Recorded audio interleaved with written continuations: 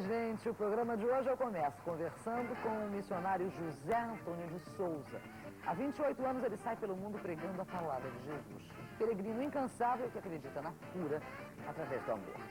Em seguida, eu tenho o imenso prazer de conversar com uma das melhores maquiadoras deste país, que para o nosso orgulho é paraense. Minha querida Sônia Pena, a Sonhão. Seu último trabalho foi no filme Madame Satã, que está rodando nas telas do Brasil. O programa de hoje tem dois papos imperdíveis. Você não vai me sair daí, porque a gente já está no ar.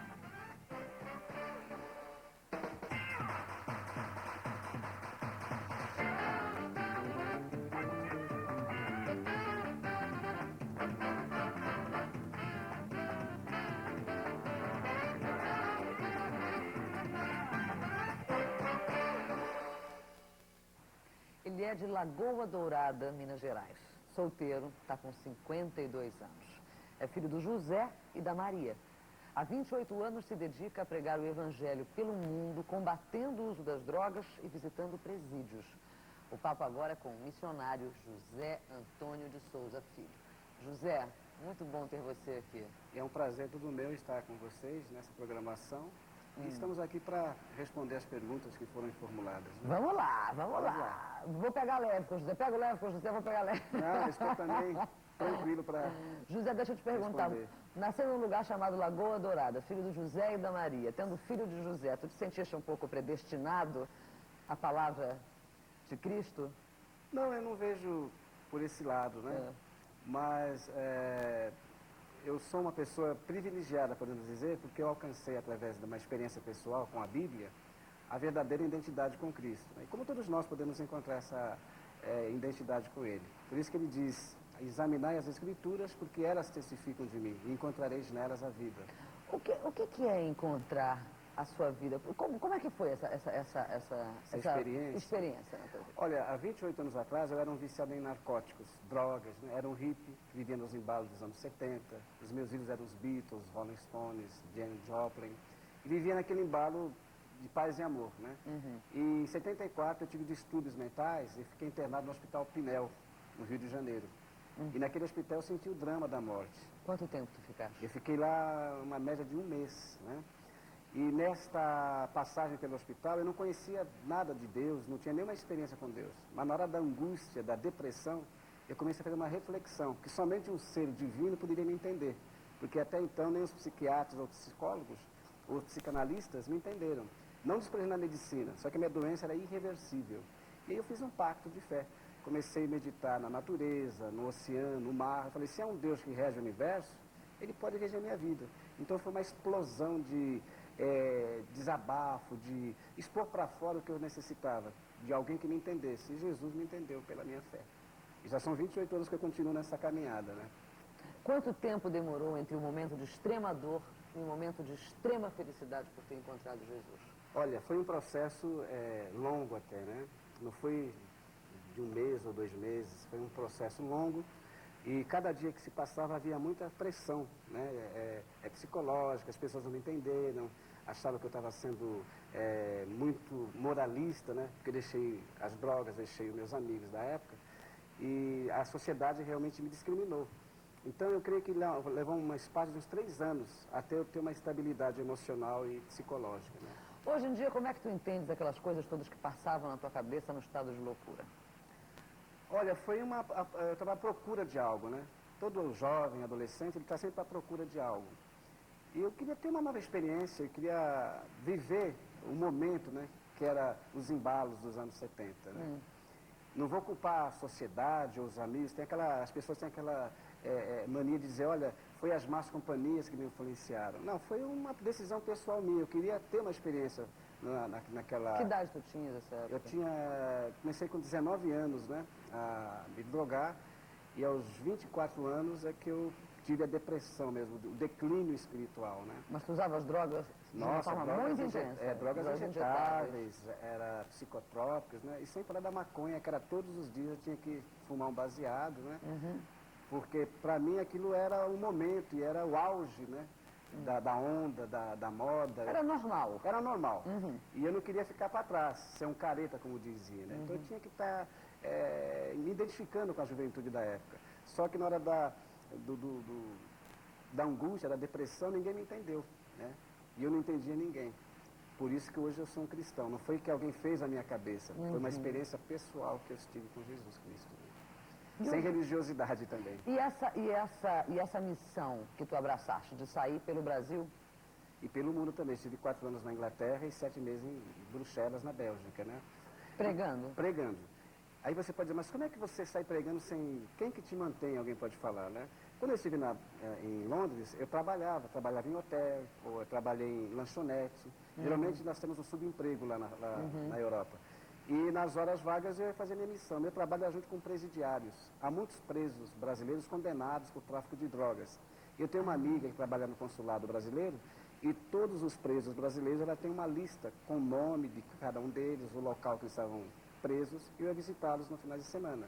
Então essa foi a minha missão, pregar para brasileiros como para os ingleses também. Preguei para muitos punks, né? Os jovens drogados, né? Havia muitos jovens tomando droga nas ruas, eu procurava dar uma mensagem, né? E alguém pode dizer, mas isso tem resultado? É claro que tem resultado. O caso daquela jovem que mandou matar os pais a paulada em São Paulo, Sim. a Suzane. Se ela tivesse ouvido uma mensagem e sentido o impacto dessa mensagem, jamais ela cometeria aquela loucura. Infelizmente, hoje ela perdeu a liberdade, está condenada por falta, às vezes, de ouvir uma mensagem. Por isso que o apóstolo Paulo diz, como ouvirão se não há alguém que pregue? De que maneira tu pregas? Eu prego uma mensagem dinâmica, objetiva e atualizada. Mas onde? Em que lugares? De que sim. forma? Qual é a tua metodologia? Correto. A minha metodologia é pregar em praças públicas. Por exemplo, tem um local de movimento, eu tenho um megafone importado, e abro ali o megafone e começo a me expressar para as pessoas que ali passam. No início, as pessoas estranham, acham que é uma loucura alguém estar ali se expressando. Não te perguntam a que igreja tu és ligado? Não, eu sou independente de igrejas. Mas as pessoas te perguntam isso. Não, elas ficam tão familiarizadas com a mensagem que elas querem saber mais da mensagem. Elas até esquecem de igreja. Tanto é que eu não abordo sobre igreja. O tema central é Cristo. Porque você concorda que as igrejas hoje estão entrando em um choque de ideias? Isto é, há uma competitividade entre as igrejas, cada um quer defender a sua teoria. E As evangélicas, as católicas. As evangélicas, as católicas. Então as pessoas não querem isso, as pessoas querem algo que vá direto às suas necessidades. E o que vai direto, que penetra no interior das pessoas é a palavra. Por isso que Jesus diz, nem só de pão viverá o homem, mas de toda a palavra que sai da boca de Deus. Como é que é ter a certeza de que eu estou dizendo a coisa certa? É uma responsabilidade muito grande lidar com o desespero do outro. Exatamente. Né? Como é que... A certeza que eu tenho é pelos resultados. Né? Houve pessoas que tentaram até o suicídio e fazendo uma palestra nas praças, essa pessoa ouviu a mensagem, depois de um tempo ela retornou e veio falar comigo, olha, eu ia me suicidar, ia pular do viaduto Santa Ifigênia, em São Paulo, mas ouvi a mensagem que você transmitia, eu senti algo que me segurou ali para não causar o suicídio.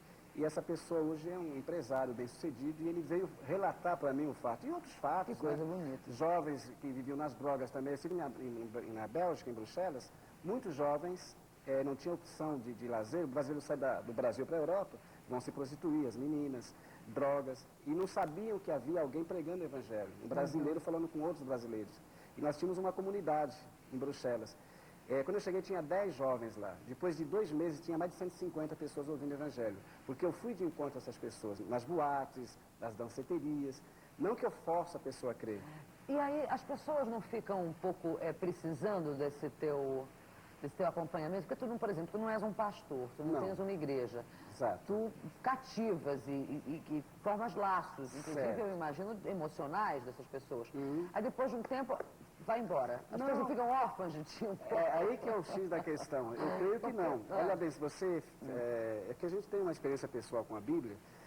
O apóstolo Paulo diz assim, eu plantei, Apolo regou, mas Deus deu o crescimento. Então a pessoa ela tem uma mente para meditar no que ela ouviu. Então ela, com as suas próprias pernas, vai seguir esse evangelho. Agora eu sugiro que elas procurem uma igreja evangélica próxima às suas casas, uma igreja que fale realmente as coisas no contexto bíblico. Aí eu sugiro para que elas não vá nessas igrejas que fazem misticismo, sal grosso, sessão de descarrego, aquela religião para atrair as pessoas usando artifícios. Se não tiver a Bíblia como tema central, eu sugiro que elas não frequentem essas igrejas. O que tu achas do fanatismo? Não é uma necessidade? É uma doença, é um desequilíbrio. Você vê lá em Israel, jovens enchem os corpos de bomba, vão até um local movimentado, detonam uma bomba, matam centenas de pessoas e dizem que matam em nome de Deus. Pode ser o ódio também. Então, e falam que matam em nome de Deus, se Deus é amor.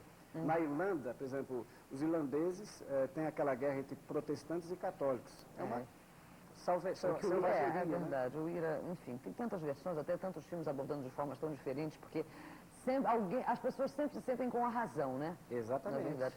O que mais te impressionou nessa peregrinação? Aliás, antes disso, há quanto tempo tu já peregrinas? Já são 28 anos. 28 Comecei no final de 74, né?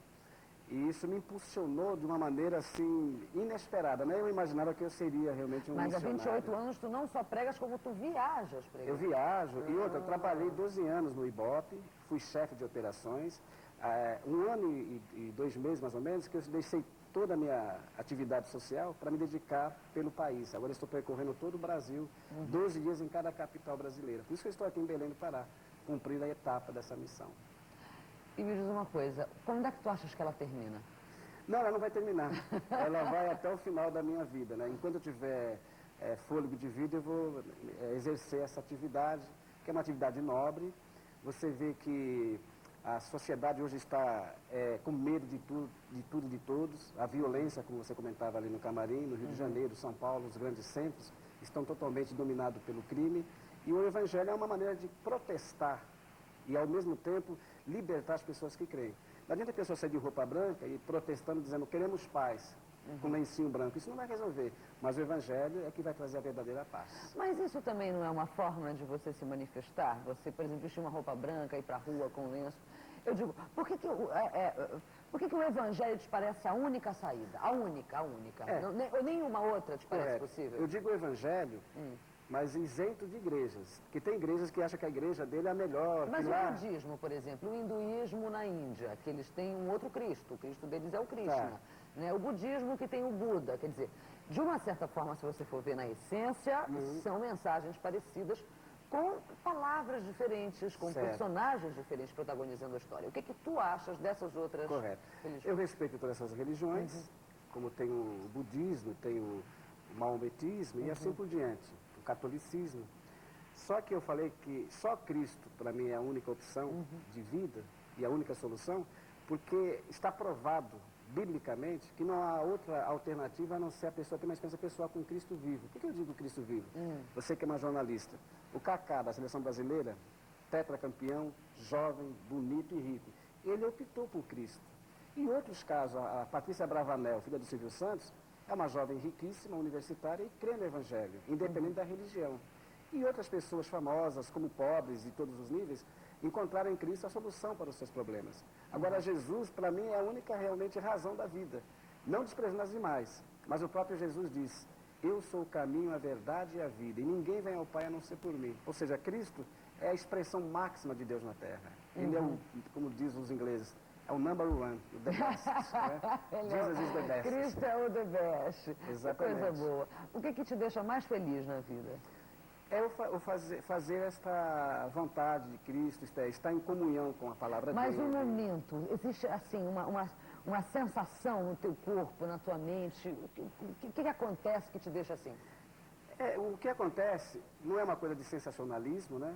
Uma coisa obcecada, aquela coisa de fanatismo. Acontece uma tranquilidade, um equilíbrio mental, espiritual e uma satisfação pessoal de você estar fazendo algo útil à sociedade. Né? É como o próprio Jesus diz em uma certa ocasião. Disse Cristo, trabalhai não pela comida que perece, mas para aquela que permanece para a vida eterna. Então eu sinto uma segurança que eu estou investindo para a eternidade. Você se sente maior, mais do que isso tudo, né? Porque, maior que eu te digo, enfim, isso é uma impressão minha, assim, de que não acaba aqui, não é só isso, né? Eu sou mais do que essa pele, mais do que esse... Você esquece do seu eu. Essa personalidade. É como diz o apóstolo Paulo, eu não vivo mais, mas Cristo é que vive em mim. Então você anula o seu eu e passa a viver agora em função de Cristo, da fé. Porque Jesus ele não vai mandar um anjo do céu, um extraterrestre, para se comunicar conosco. Ué, Ele mas usa você- homens para comunicar-se com Já ia lhe homens. dizer, você é um anjo que ele está mandando aí na vida de um Não, monte de ser gente. um ser frágil, como eu também tenho minhas fraquezas, as minhas deficiências, Aham. mas eu encontrei em Cristo a força para superar os problemas. É como diz Paulo, posso todas as coisas naquele que me fortalece. Tomara que você continue podendo tudo que você desejar com amor. Obrigada pela tua presença, Valeu, José. eu Boa agradeço. sorte, Tudo de bom pra você. boa viagem. Agradeço pela... Vamos dar o e-mail, tem um e-mail Ah, também. sim, tem um e-mail, e se alguém quiser acessar o meu e-mail, está à disposição, né? E a gente tem ali várias mensagens, né? Inclusive com fotos de Londres, na Inglaterra, onde eu fui missionário. E eu agradeço pelo programa Qual é? Etc. e tal, por esta oportunidade, né? Que me concedeu. Como é o e-mail? Diga lá.